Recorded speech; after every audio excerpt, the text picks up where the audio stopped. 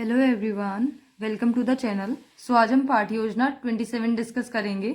जब भी हम कोई पाठ्य योजना बनाते हैं तो उसमें कुछ जनरल इन्फॉर्मेशन फिल करते हैं, जैसे कि विषय हमारा भौतिक विज्ञान है, प्रकरण आज हमने अधातु लिया है और ये कक्षा 7वीं का प्रकरण है। दिनांक और कालांश आप वही फिल करेंगे जिस भी दिनांक में आप बच्चों को ये पाठ्य योजना पढ़ा रहे हो। फिर आते हैं हमारे सामान्य उद्देश्य। तो जो हमारे सामान्य उद्देश्य होते हैं वो सब्जेक्ट ओरिएंटेड होते हैं, यानी कि अगर बच्चों को हम सब्जेक्ट यानी कि विषय भौतिक विज्ञान पढ़ा रहे हैं तो भौतिक विज्ञान को पढ़ाने के हमारे क्या उद्देश्य, क्या ऑब्जेक्टिव्स होने चाहिए। तो छात्राओं में वैज्ञानिक गतिविधियों को आधार बनाकर मूल्यों व दृष्टिकोणों नैतिकता का विकास करना। हम अगर बच्चों को भौतिक विज्ञान पढ़ा रहे हैं तो उनमें एक समझ विकसित होगी, समस्या समाधान करने की आदत बनेगी। वो भौतिक विज्ञान को समझकर पढ़कर उसे अपनी डेली लाइफ में भी यूज़ कर सकते हैं, उससे नई नई वैज्ञानिक खोज भी हो सकती है। तो ये सभी उद्देश्य हमारे सामान्य उद्देश्य में आएंगे। आप इनकी संख्या 5 से 6 लिख सकते हैं। फिर आते हैं हमारे विशिष्ट उद्देश्य। तो जो हमारे विशिष्ट उद्देश्य होते हैं वो टॉपिक ओरिएंटेड होते हैं, यानी कि अगर हम बच्चों को टॉपिक यानी कि प्रकरण अधातु पढ़ा रहे हैं तो अधातु पढ़ाने के हमारे क्या उद्देश्य, क्या ऑब्जेक्टिव्स होने चाहिए। तो पहला, छात्राएं अधातु शब्द को परिभाषित कर सकेंगी। दूसरा, छात्राएं धातुओं के भौतिक विज्ञानों गुणों के बारे में ज्ञान प्राप्त कर सकेंगी। और तीसरा, छात्राएं अपने दैनिक जीवन में अधातुओं के उपयोग के बारे में अपने ज्ञान को लागू कर सकेंगे। तो ये सभी उद्देश्य हमारे विशिष्ट उद्देश्य में आएंगे। फिर आएगी सहायक सामग्री। तो शामपट, चार्ट, चौक, डस्टर आदि ये सब की हेल्प से एक छात्र अध्यापिका बच्चों को पाठ्य योजना समझाएंगी। फिर आते हैं पूर्व ज्ञान। तो छात्राएं अधातु के बारे में सामान्य जानकारी रखती हैं। फिर आते हैं हमारे प्रस्तावना प्रश्न। तो प्रस्तावना प्रश्न पूछने का जो मेन एम है वो है बच्चों में इंटरेस्ट डेवलप करना। मतलब कि अगर कोई छात्र अध्यापिका बच्चों को पढ़ाने जाए और वो जाते ही अपना टॉपिक यानी कि पूछने लगे कि अधातु क्या होते हैं, इसके कुछ उदाहरण दीजिए, प्रकार बताइए, तो बच्चों को शायद कोई इंटरेस्ट ही ना आए पढ़ने में। लेकिन अगर हम जाके पहले उनसे कुछ क्वेश्चन पूछे उनकी डेली लाइफ से रिलेटेड, तो उन्हें इंटरेस्ट आएगा और क्यूरियोसिटी भी आएगी कि आज हम क्या पढ़ने वाले हैं। तो ये क्वेश्चंस पूछकर हम उन्हें लास्ट तक अपने टॉपिक तक ले आएंगे। तो इन्हें बनाने का या पूछने का एक पैटर्न होता है जो कि हम जिगजैग पैटर्न फॉलो करते हैं, जिसमें कि जो क्वेश्चन फर्स्ट होता है तो जो उसका आंसर आता है उससे ही रिलेट करके हम नेक्स्ट क्वेश्चन पूछते हैं। मतलब आंसर और क्वेश्चन में एक रिलेशन होना चाहिए, ऐसा नहीं है कि आंसर कुछ और मिल रहा है और हम बच्चों से नेक्स्ट क्वेश्चन कुछ और पूछ रहे हो। तो जो हमारा आंसर आया है वो नेक्स्ट क्वेश्चन में कहीं ना कहीं यूज होना चाहिए। तो ऐसे करते करते हम उन्हें अपने टॉपिक तक ले आएंगे। तो इनकी संख्या आप 4 से 5 लिख सकते हैं। और जो इसमें 2 कॉलम बनेंगे, पहला है छात्र अध्यापिका क्रियाएं और दूसरा है छात्र क्रियाएं। तो प्रश्न पहला है, आप रोज कहाँ पढ़ने के लिए जाते हैं। तो बच्चे आराम से बता देंगे स्कूल। दूसरा, आप स्कूल में पढ़ने के लिए कहाँ बैठते हैं। तो कक्षा में हम कहाँ बैठते हैं, कुर्सी पर बैठते हैं। देन तीसरा, कुर्सी मेज किस सामग्री से बनी होती हैं। तो लकड़ी से। देन चौथा, लकड़ी को वैज्ञानिक भाषा में क्या कहते हैं। तो ये आ गया हमारा संभावित उत्तर। संभावित उत्तर आने का मतलब है कि बच्चों को नहीं पता है कि इसका आंसर क्या होगा, इसे वैज्ञानिक भाषा में क्या कहते हैं, तो हम वहाँ पे लिख देंगे संभावित उत्तर जब उन्हें नहीं पता होता। उसके बाद छात्र अध्यापिका उद्देश्य कथन बोल देंगे, छात्राओं आज हम अधातु के विषय में विस्तृत अध्ययन करेंगे। फिर हमें कुछ शिक्षण बिंदु लेने होते हैं। तो हमने पहला शिक्षण बिंदु लिया है अधातु, और फिर हमें कुछ कॉलम बनाने होते हैं, जिसमें हमारा दूसरा कॉलम है अपेक्षित व्यावहारिक उद्देश्य, जिसमें हम लिखेंगे छात्राएं ज्ञान का प्रत्यस्मरण करेंगी।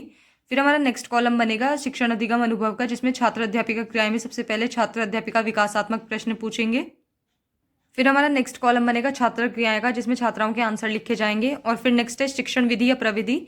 तो जो भी शिक्षण विधि या प्रविधि यूज हो रही है तो वो हम यहाँ पे लिख देंगे। उसके बाद कॉलम आएगा मूल्यांकन का। तो ये मूल्यांकन का हम एक प्रश्न लास्ट में पूछते हैं, वो मैं आपको बाद में ही बताऊंगी, तो वो हम यहाँ पे लिखेंगे।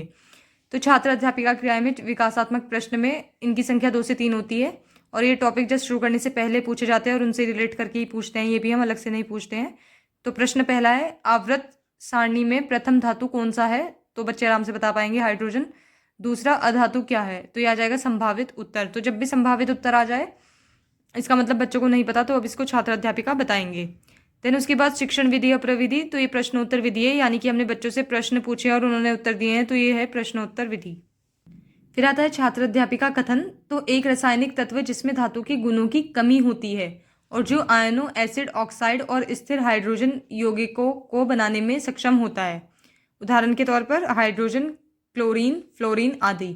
तो मैंने यहाँ पे सिर्फ इतना सा ही लिखा है, आप चाहे तो इसमें और इन्फॉर्मेशन ऐड कर सकते हैं, लेकिन आपको याद रहे आप जो भी इन्फॉर्मेशन ऐड करेंगे वो आपको उतनी करनी है कि आप बच्चों को बता पाएं। मतलब ऐसा ना हो कि आप लिख दें बहुत सारा और अगले दिन जाके उन्हें बता इतना ना पाएं। तो आपको पाठ्य योजना में आप जो जो लिखते हैं वही आपको नेक्स्ट डे जाके पढ़ाना भी होता है। उसके बाद छात्र क्रिया का कॉलम था जिसमें हम लिखेंगे छात्राएं ध्यानपूर्वक सुनेंगी, समझेंगी तथा शामपट कार्य को अपनी उत्तर पुस्तिका में अंकित करेंगी। फिर हमारा कॉलम था शिक्षण विधि या प्रविधि का, तो हम इसमें लिखेंगे व्याख्या विधि, क्योंकि यहाँ पे जो हमारा प्रकरण था अधातु वो हमने अच्छे से समझा दिया है, तो हम यहाँ पे लिख देंगे व्याख्या विधि। हमें सबसे आखिरी में हमारा था मूल्यांकन का कॉलम। तो मूल्यांकन का मतलब होता है कि हम बच्चों का कैसे मूल्यांकन, कैसे इवैल्यूएशन करें कि उन्हें कितना समझ में आया है। तो हम ये काम कैसे कर सकते हैं, अगर हम उनसे कोई प्रश्न पूछ लें जो भी हमने अब तक पढ़ाया, तो हमें पता चल जाएगा कि उनका कितना ध्यान है क्लास में, कितनी अटेंशन पे कर रहे हैं। तो मूल्यांकन का हमें एक ही प्रश्न पूछना होता है और कहीं बाहर से नहीं पूछना होता है, जो भी हमने अब तक पढ़ाया है उसमें से ही रिलेट करके पूछना होता है।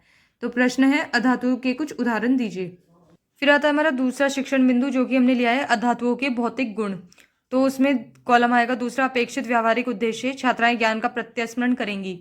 उसके बाद आता है नेक्स्ट कॉलम शिक्षण अधिगम अनुभव का, छात्र अध्यापिका क्रियाएं, जिसमें सबसे पहले हम विकासात्मक प्रश्न पूछेंगे। मतलब वही सारे कॉलम जो हमने पहले बनाए थे वही सेम कॉलम हमें बनाने हैं। तो प्रश्न पहला है अधातु क्या है, तो बच्चे अब आराम से बता देंगे वह तत्व है जिनमें धातु के गुणों का अभाव होता है। दूसरा तन्यता क्या है, तो ये आ जाएगा संभावित उत्तर। तो जब भी संभावित उत्तर आ जाए इसका मतलब अब फिर छात्र अध्यापिका इसको बताएंगे। फिर हमारा नेक्स्ट कॉलम था शिक्षण विधि या प्रविधि का, तो ये प्रश्नोत्तर विधि है, क्योंकि बच्चों से प्रश्न पूछे और उन्होंने उत्तर दिए हैं, तो हम यहाँ पे वही लिखेंगे प्रश्नोत्तर विधि।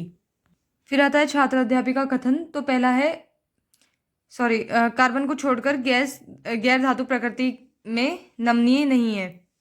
तो पहला है वे गैर चमकदार हैं क्योंकि उनके पास कोई चमकदार उपस्थिति नहीं है। दूसरा ये सभी ऊष्मा और विद्युत के कुचालक होते हैं। मैंने यहाँ पे 2 ही पॉइंट लिखे हैं, आप चाहें तो इसमें और ऐड कर सकते हैं। उसके बाद छात्र क्रिया में आएगा छात्राएं ध्यानपूर्वक सुनेंगी, समझेंगी तथा शामपट कार्य को अपनी उत्तर पुस्तिका में अंकित करेंगी। फिर आती है व्याख्या विधि, तो हमें शिक्षण विधि या प्रविधि में लिखनी है व्याख्या विधि।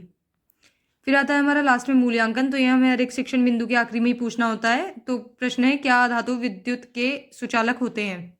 फिर आता है हमारा तीसरा शिक्षण बिंदु, जो कि हमने लिया है अधातुओं के उपयोग। तो सेम वही कॉलम जो हमने पहले बनाए थे। विकासात्मक प्रश्न में पहला है किस अधातु के तन्यता का गुण होता है, तो कार्बन। दूसरा प्रश्न है अधातुओं के उपयोग क्या है, तो यह आ जाएगा संभावित उत्तर। तो जब भी संभावित उत्तर आ जाए इसका मतलब अब इसको छात्र अध्यापिका बताएंगे। फिर शिक्षण विधि या प्रविधि, तो ये प्रश्नोत्तर विधि है, क्योंकि प्रश्न पूछे और उत्तर दिए हैं, तो ये प्रश्नोत्तर विधि हम यहाँ पे लिख देंगे। फिर आता है छात्र अध्यापिका कथन। तो अधातुओं के कुछ उपयोग इस प्रकार हैं। पहला, उनका उपयोग अमोनिया, नाइट्रिक एसिड और उर्वरक की तैयारी के लिए किया जाता है। दूसरा, जल को शुद्ध करने के लिए क्लोरीन का उपयोग किया जाता है। तीसरा, रॉकेट ईंधन के रूप में हाइड्रोजन बहुत उपयोगी है। और चौथा, कार्बन का उपयोग पेंसिल बनाने के लिए किया जाता है जब ये ग्रेफाइट के रूप में होते हैं। तो ये मैंने यहाँ पे सभी लिख दिए हैं। उसके बाद जो हमारा नेक्स्ट कॉलम था वो था छात्र क्रियाएं का, तो हम लिखेंगे छात्राएं ध्यानपूर्वक सुनेंगी, समझेंगी तथा शामपट कार्य को अपनी उत्तर पुस्तिका में अंकित करेंगी। उसके बाद जो ये शिक्षण विधि या प्रविधि है, तो ये व्याख्या विधि है। फिर लास्ट में हमारा आता है मूल्यांकन का कॉलम। तो प्रश्न है अधातु के उपयोग क्या है। फिर सभी शिक्षण बिंदु को पढ़ाने के बाद हम बच्चों से पूछते हैं पुनरावृत्ति प्रश्न। तो पुनरावृत्ति प्रश्न क्या होता है, ये एक तरह का रिवीजन होता है, रिकैप होता है। जो भी अब तक हमने अपने शिक्षण बिंदु पढ़ाए हैं हम उनसे ही रिलेट करके कुछ क्वेश्चंस पूछते हैं। इन क्वेश्चंस की फॉर्म शॉर्ट होती है, मतलब हम इन्हें किसी रिक्त स्थान, सही गलत या फिर शॉर्ट क्वेश्चंस की फॉर्म में पूछ सकते हैं। तो इससे क्या होगा, हम बच्चों का पूरी तरह से रिवीजन करा देंगे जो भी हमने अपने शिक्षण बिंदु में पढ़ाया है। हमें अलग से ही क्वेश्चन नहीं पूछने हैं, जो पढ़ाया अब तक उनमें से ही पूछने हैं। तो प्रश्न पहला है अधातुओं, ऊष्मा और विद्युत की डैश होती हैं। दूसरा, अधातुओं के 2 उदाहरण दीजिए। तीसरा, अधातुएं चमकदार होती हैं, तो इसमें बताना है ये सही है या गलत। और चौथा, तन्यता यानी कि डक्टिलिटी क्या है। तो इस तरह से हम बच्चों का रिवीजन करा सकते हैं। फिर आता है गृह कार्य। तो गृह कार्य हमें ज़रूर देना होता है यानी छात्र अध्यापिका को, और नेक्स्ट जाके इसको चेक भी करना होता है। इनकी संख्या हम 3 से 4 भी रख सकते हैं, लेकिन मैंने अभी यहाँ पे 2 ही लिखे हैं। तो प्रश्न पहला है अधातुओं के 4 उपयोग लिखिए। दूसरा, अधातुओं के भौतिक गुण क्या हैं। तो यहाँ पे हमारी पाठ्य योजना समाप्त होती है। अगर आपको भौतिक विज्ञान से जुड़ी और पाठ्य योजनाएं देखनी है तो मैं आपको लिंक डिस्क्रिप्शन बॉक्स में दे दूंगी। और अगर आपको ये पाठ्य योजना पसंद आई हो then please like, share and subscribe the channel. Thank you.